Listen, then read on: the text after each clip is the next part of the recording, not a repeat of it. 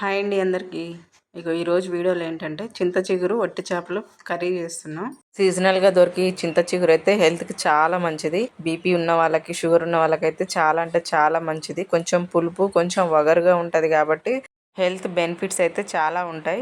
చింత చిగురు curry prepare చేసుకోవడానికి అయితే ముందుగా మనం తీసుకున్న చింత చిగురు ఉంటుంది కదా, దాంట్లో అయితే ఏమన్నా ముదురాకులు కానీ ఇంకా వేరే చిన్న చిన్న చింత పుల్లలు ఉంటాయి కదా, అట్లాంటివి ఏమైనా ఉంటే అవి తీసేసుకొని ఓన్లీ చిగురు వరకు తీసుకొని పక్కన పెట్టేసుకోవాలి. తర్వాత వట్టి చేపలు తీసుకొని అవి కూడా మంచిగా వేయించుకోవాలి. చూడండి, మనకు వేగేటప్పుడు అయితే పొగ వస్తుంటుంది, అందులోనూ పైన కలర్ కూడా చేంజ్ అవుతుంటుంది. ఈ వట్టి చేపలు అయితే మా ఇంట్లో చేసిన వట్టి చేపలే. ఇవి వేయించుకునేటప్పుడు అయితే గ్యాస్ మంట సిమ్లోనే పెట్టుకొని వేయించుకోవాలి. ఇవైతే మంచిగా వేగినాయి. తర్వాత ఒక గిన్నెలోకి తీసుకొని శుభ్రంగా వాష్ చేసుకోవాలి. ఎందుకంటే మనం ఇవి బయట ఎండలో ఎండబెడతాం కాబట్టి డస్ట్ కానీ ఇంకా వేరే ఇసుక కానీ ఏమైనా పడే ఛాన్స్ ఉంటుంది కాబట్టి శుభ్రంగా వాష్ చేసుకొని పక్కన పెట్టుకోవాలి. కొద్దిసేపు నానబెట్టుకోవాలి. ఇవైతే ఇంత చిగురులకు అయితే మనం చేసుకునే ఒట్టి చేపలు కాకుండా బయట తీసుకునే ఎండు చేపలు ఉంటాయి కదా, నెత్తలు, అలాంటివి కూడా వేసుకొని చేసుకోవచ్చు. చాలా బాగుంటుంది కర్రీ అయితే అట్లా వేసినా కూడా. పొట్టి చేపలు కొద్దిసేపు నానేలోపు అయితే 2 మీడియం సైజ్ ఉల్లిగడ్డలు తీసుకున్నా. అవైతే చిన్న చిన్న ముక్కల్లా కట్ చేసుకుంటున్నాం. మరీ చిన్న ముక్కలు కాదు, మనం కర్రీలోకి ఎట్లా కట్ చేసుకుంటామో నార్మల్గా ఆ సైజులో కట్ చేసుకుంటే సరిపోతుంది. చింత చిగురులోకి అయితే ఉల్లిగడ్డలు కొంచెం ఉంటేనే టేస్ట్ అయితే ఇంకా బాగుంటుంది. ఉల్లిగడ్డలు కట్ చేసుకున్న తర్వాత చూడండి, ఒట్టి చేపలు అయితే మంచిగా నానినాయి, పైన క్లీన్గా అయిపోయినాయి.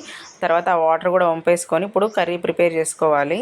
ఇప్పుడైతే గ్యాస్ స్టవ్ ఆన్ చేసుకొని ఒక గిన్నె పెట్టుకోవాలి. దాంట్లో 4 చిట్ల ఆయిల్ పోసుకోవాలి.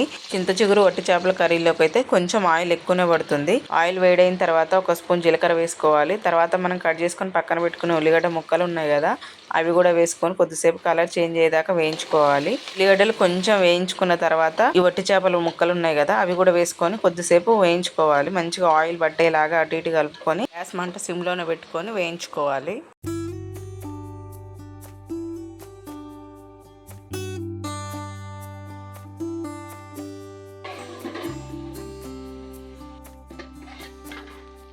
వట్టి చేపలు అయితే ఉడికించుకునేటప్పుడు గ్యాస్ మంట సిమ్లో ఉంటేనే మంచిగా ఉడుకుతాయి. లేకపోతే అవి ముక్కలు ముక్కల్లాగా విరిగినట్టు అయిపోతాయి, తొందరగా మాడిపోతుంది కర్రీ కూడా, అడుగంటినట్లు అవుతుంది. అందుకని సిమ్లోనే పెట్టుకొని ఉడికించుకోవాలి వట్టి చేపలు అయితే.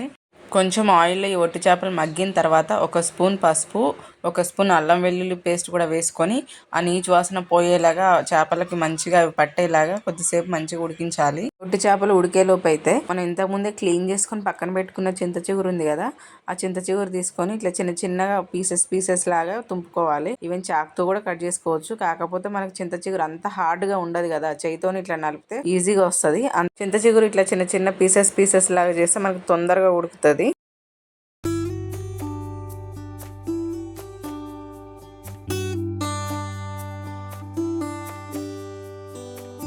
పొట్టి చేపలు అయితే మంచిగా ఉడికినాయి. చూడండి, మనకు చూస్తేనే అర్థమవుతుంది అవి మంచిగా ఉడికినాయి అని.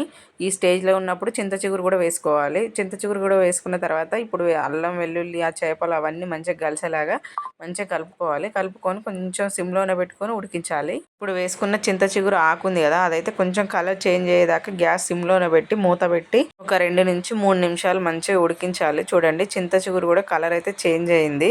కర్రీ ఈ స్టేజ్లో ఉన్నప్పుడు అయితే కారం వేసుకోవాలి. మనం ఎంత కారం తినగలుగుతామో అంత కారం వేసుకోవాలి. నేనైతే ఒక పెద్ద స్పూన్తోని హాఫ్ వేసుకున్నా. తర్వాత ఒక స్పూన్ ఉప్పు కూడా వేసుకున్నా. చింత చిగురులోకి అయితే కొంచెం పులుపు వగరు ఉంటుంది కాబట్టి కారం కొంచెం ఎక్కువనే పడుతుంది. కారం కూడా వేసుకున్న తర్వాత మంచిగా కారం చింత చిగురుకి మంచిగా పట్టేలాగా అటు ఇటు కలుపుకోవాలి. నాకైతే ఆయిల్ కొంచెం సరిపోలేదు అనిపించింది, అందుకని ఇంకొంచెం ఆయిల్ కూడా పోసుకున్నా. ఆ వీడియో క్లిప్ అయితే మిస్ అయింది. కారం కొంచెం మగ్గిన తర్వాత మనకు ఫ్రై లాగా చేసుకోవాలనుకుంటే అట్లనే ఉంచుకోవచ్చు.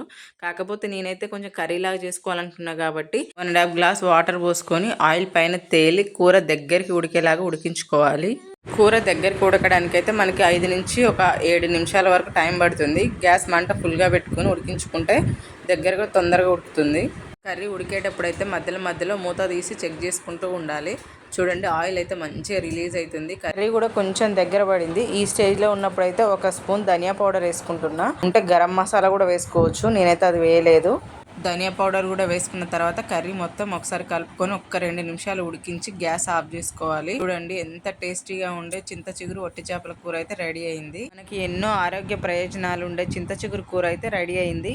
మీరు కూడా తప్పకుండా ట్రై చేయండి. మీకు ఈ వీడియో నచ్చితే లైక్ చేయండి, షేర్ చేయండి, సబ్స్క్రైబ్ చేయండి, నా ఛానల్ని సపోర్ట్ చేయండి. Thank you.